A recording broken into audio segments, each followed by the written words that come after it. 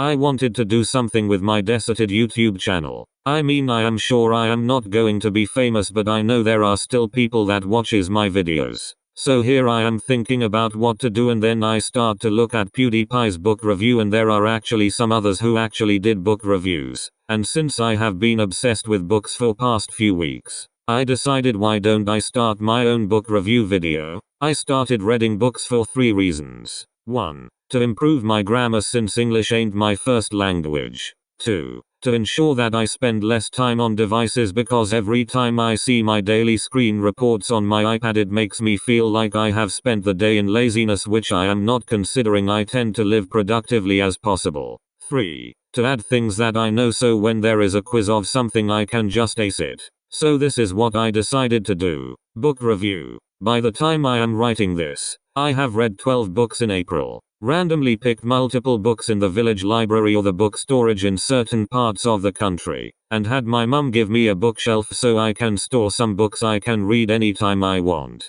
I don't know how long I am going to do these videos, but let's see.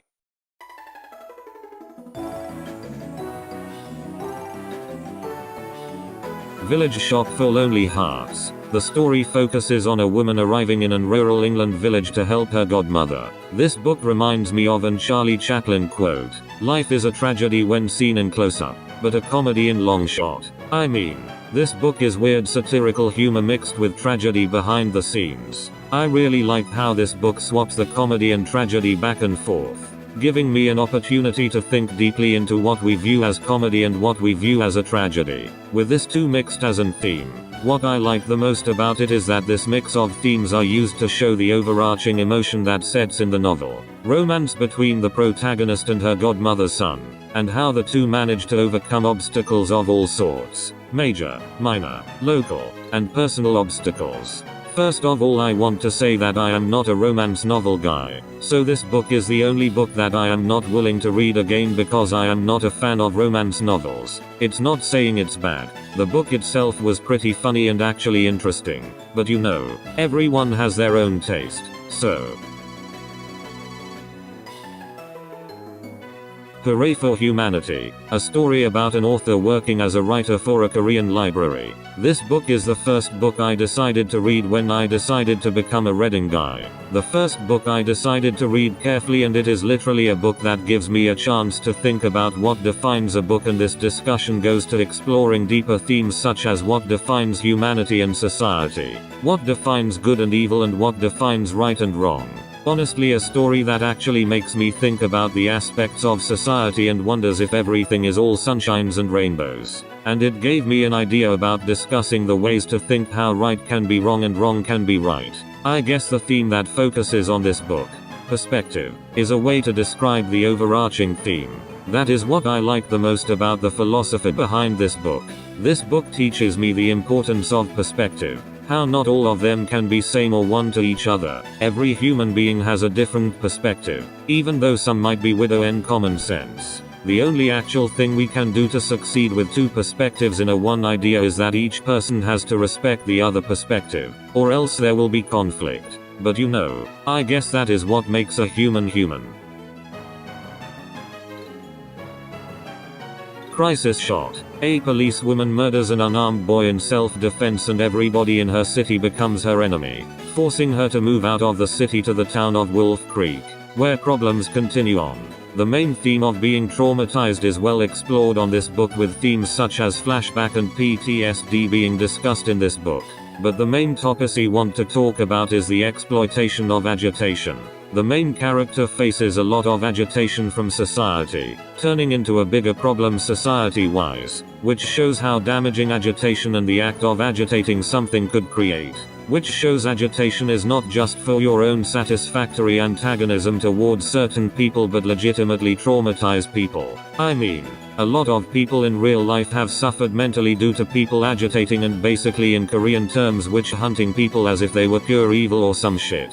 Not to mention how this entire witch hunting motivates people to be hypocrites, committing felonies in the name of justice, which is literally not how law works. Overall, I feel bad for the main protagonist and how much she needs to suffer over a simple mistake that is completely justified.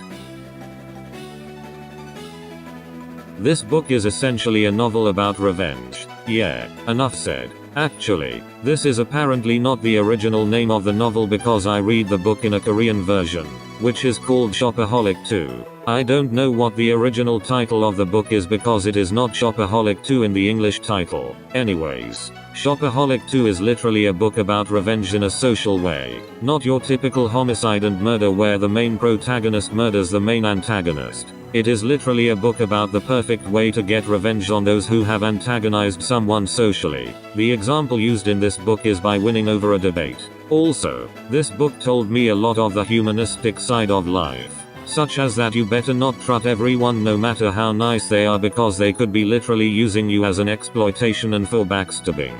Be careful on the streets, folks.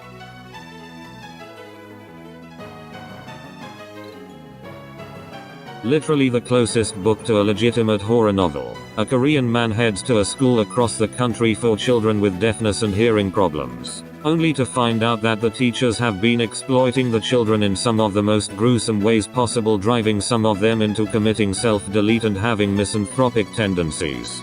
First of all, this is the novel version of the movie Silenced, which is also called Crucible in Korean. And trust me when I say that the things that the movie showed, such as the three main villains exploiting children in an inappropriate way, is tame compared to the explicit nature of the book, which does include the things that Angelo did to the boys before killing them in JoJo, but all this as well. The thing that genuinely shocks me is that the actual real life crime behind this novel is apparently worse than the things that the novel have shown. And what? I honestly think that the people behind the actual case could legitimately be considered as a purely evil human being. No joke. If the book is tame compared to the real life case. What? Just what?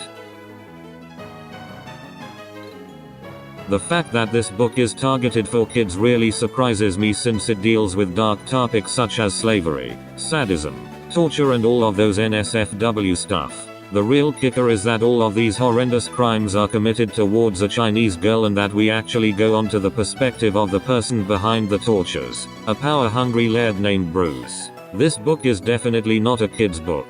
When I first read this, I always thought this was a young adult's book and not something that children should be reading. But this is officially written to target child audiences, which I disagree on considering the nature of the book.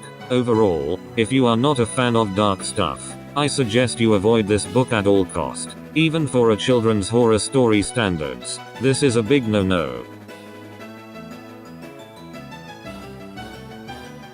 This was a really interesting book for two reasons. 1. The story is focused on two characters from different timelines. An archaeologist named William on the modern day part, and a warchief of an American tribe of Anasazi. Browser. It is literally like a book that puts two puzzle pieces in random locations and actually works. What I like about the book is majorly focused on the past section of the story, which Browser, the protagonist of the past section, deals with multiple conspiracies in his tribe such as witchcraft, domestic abuse and a serial killer among them. I mean, I have never seen a serial killer novel mixed with tribal elements until I encountered this book. 2. Out of the books I have read this month, I'd say this one was the best, with all of the theme, timeline clashes and both protagonists being interesting in their way, for the characteristic being in a reverse stereotypical way. The tribe leader, who is expected to be considered bloodthirsty in the media, is calm and sophisticated. The archaeologist, who is considered as a calm and generous kind of folk, is extremely hot-headed and violent. I will definitely read this again. Maybe find more books in the series. Okay, I honestly don't know what to say about this book other than this was my least favorite. However, this was the most interesting book. In fact, the theme was pretty interesting since it focused on battle between humans and evil mermaid people. However, this is the only interesting thing about this book. The concept is interesting, but the entire story does not feel as interesting as it seems. On to the next book. This is probably the most deceiving book I have read so far, in a good way. It talks about the life of an orphan named Anne. And Anne was my favorite character in the book for having a really interesting personality other than being imaginative and enthusiastic, just like in Any Girl Anywhere, which is literally being hot-headed. The story itself sounds mostly tragic for multiple reasons, because Anne herself is a tragic character with a history for neglect and starvation. which makes her character far more sympathetic despite having the worst personality in any of the characters in the whole novel. Wow. Can you imagine liking the character who is literally the biggest menace that I have encountered in a novel? That's the reason why I like this book. Anne is interesting character, a really well written protagonist. I mean the book itself is good because it portrays Anne as a really good character. Would recommend this to anyone. This month was quite an experience. I feel like the book reading did made some of my day. And honestly, I think I won't stop reading for a while because for the past weeks I have been finding joy in reading. Thank you for watching my video, and I will see you on the next one.